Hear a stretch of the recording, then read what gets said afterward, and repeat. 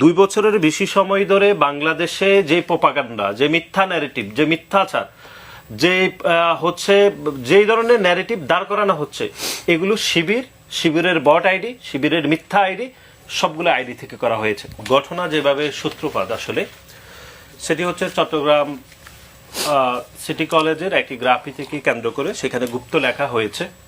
সেটাকে কেন্দ্র করে ছাত্র শিবিরের বিভিন্ন পর্যায়ের নেতৃবৃন্দরা বাংলাদেশ জাতীয়তাবাদী ছাত্র দলের নেতাকর্মীর উপর শুরুতে আঘাত করে।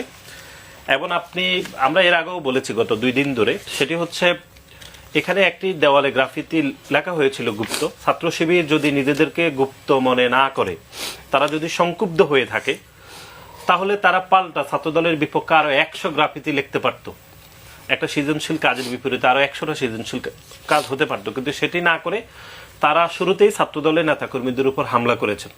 এবং এখানে সব থেকে বড় বিষয় হচ্ছে যে ন্যারেটিভটি দাঁড় করানো হয়েছে, সেটি হচ্ছে তারাই শুরুতে হামলা করেছে, তারপর সংঘর্ষের ঘটনা ঘটেছে। আমরা গত অন্তত জুলাইয়ের গণ অভ্যুত্থানের পর থেকে অনেকগুলো ঘটনা আমরা দেখেছি যেগুলো শুরুতেই ছাত্র শিবিরের পক্ষ থেকে হামলা শুরু করা হয়েছে, তারপর সংঘর্ষ হয়েছে, ছাত্র দল সেখানে সংঘর্ষ জড়িয়েছে। কিন্তু তারা হামলা করে তারা একটি ভিকটিম কার্ড খেলে। এই কার্ডের নাম হচ্ছে ভিকটিম প্লে কার্ড আমরা নাম দিয়েছি। এটি শিবিরের আগেও একটি পূর্ব চরিত্র ছিল। এখন এটা একটা লোকজন বা সাধারণ শিক্ষার্থীরা এটার নাম দিয়েছে দুশ্চরিত্রের অংশ, যে শুরুতেই তারা অ্যাটাক করে হামলা করে এটি ছাত্রদলের উপর দোষ চাপায়। আপনি সেই ঘটনার রেশ ধরে দেখেন সারা দেশের শিক্ষা প্রতিষ্ঠানগুলোতে হামলা হয়েছে। আপনি দেখেছেন পাবনার ঈশ্বরদী সরকারি কলেজে বাংলাদেশ জাতীয়তাবাদী ছাত্রদলের উপর হামলা হয়ে বিএনপির পার্টি অফিস ভাঙচুর করা হয়েছে।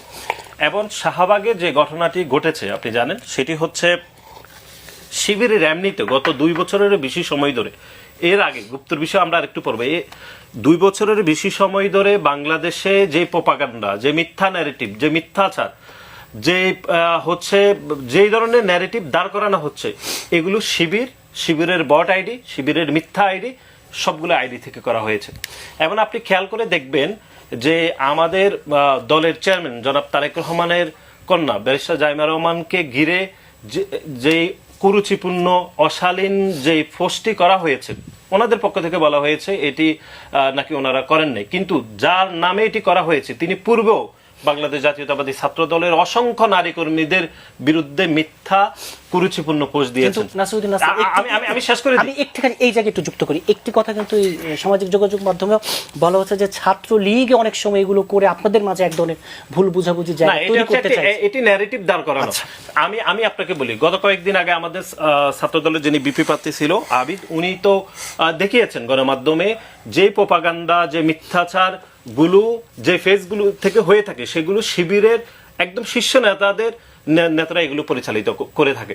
সুতরাং যেটি ব্যারিস্টার জাইমা রহমানকে নিয়ে করা হয়েছে, এটি পোস্ট করার 7 থেকে 8 ঘন্টা পরে উনি হচ্ছে থানায় গিয়েছিলেন, এবং সেই সময় বাংলাদেশ জাতীয়তাবাদী ছাত্র দলের নেতাকর্মীরা সেখানে গিয়েছেন, এবং যে অনাকাঙ্ক্ষিত ঘটনা ঘটেছে সেজন্য আমরা দুঃখ প্রকাশ করেছি। কিন্তু আমরা যেটি বলতে চাচ্ছি যে গত 2 বছর ধরে ক্রমাগতভাবে বাংলাদেশ জাতীয়তাবাদী ছাত্র দলের নারী নেত্রীদেরকে এবং বাংলাদেশের সাধারণ নারী নেত্রীরা, সাধারণ শিক্ষার্থীরা যারা ছাত্র শিবিরের বিপক্ষে কোনো একটি বক্তব্য দিয়ে থাকে, কোনো একটি ভিন্ন ন্যারেটিভ দিয়ে থাকে, তখন কি করে ছাত্র শিবিরের এই আইডি থেকে, অসংখ্য লক্ষ লক্ষ আইডি থেকে ওই নারী নেত্রীকে হেনস্থা করা হয়, তার চরিত্র হনন করা হয়, তাকে অশালীন ভাষায় আক্রমণ করা হয়।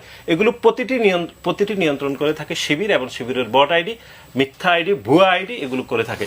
আমরা স্পষ্টভাবে বলতে চাই, সেটি হচ্ছে চট্টগ্রাম সিটি কলেজের গ্রাফি থেকে কেন্দ্র করে যে ঘটনা হয়েছে, সেটি যদি ছাত্র শিবির শুরুতে হামলা না করতো তাহলে এত বড় ঘটনা ঘটতো না।